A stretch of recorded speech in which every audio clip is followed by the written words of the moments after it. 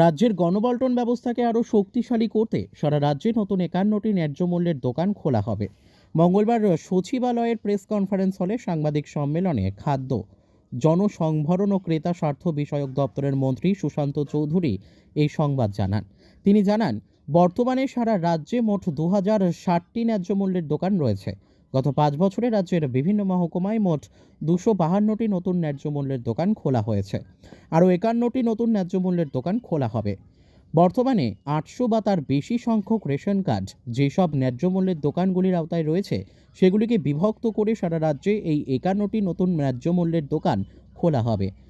খাদ্যমন্ত্রী জানান, রাজ্য সরকারের নির্ধারিত নিয়ম অনুযায়ী গ্রাম বা শহর এলাকায় বর্তমানে নতুন ন্যায্য মূল্যের দোকান খোলার ক্ষেত্রে ট্যাগড রেশন কার্ডের সংখ্যা ন্যূনতম ৪০০ হতে হবে। যে সকল মহকুমায় এই নতুন ন্যায্য মূল্যের দোকান খোলা হবে সেগুলি হলো ধর্মনগরে ৭টি, পানিসাগরে ১টি, কাঞ্চনপুরে ১টি, কৈলাসহরে ৩টি, কুমারঘাটে ৫টি, কমলপুরে ২টি, খোয়াইয়ে ১টি, তেলিয়ামোড়াতে ২টি, জিরানিয়াতে ৬টি, মোহনপুরে ১টি, বিশালগড়ে ১টি, সদরে ২টি, সোনামুড়ায় ৬টি, উদয়পুরে ৮টি, বিলোনিয়াতে ১টি, সাবরুমে ৩টি এবং করবুকে ১টি।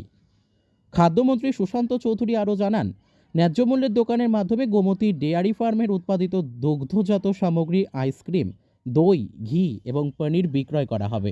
৫১টা নতুন রেশন শপ আরও প্রদান করা হবে সারা রাজ্যের মধ্যে।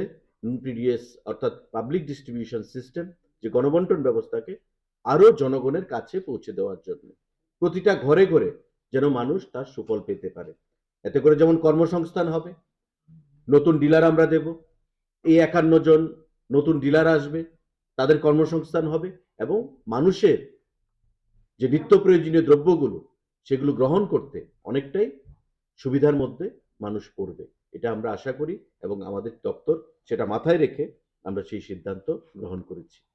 আমাদের রাজ্য সরকারের অধীন যে গোমতী ডেয়ারি ফার্ম, যেটা ইন্দ্রনগরে অবস্থিত, সেই গোমতী ডেয়ারি ফার্মের যে প্রোডাক্ট, আইসক্রিম, দই, পনির এবং ঘি, এই ৪টে প্রোডাক্ট আমাদের শহরের এবং শহরের আশেপাশে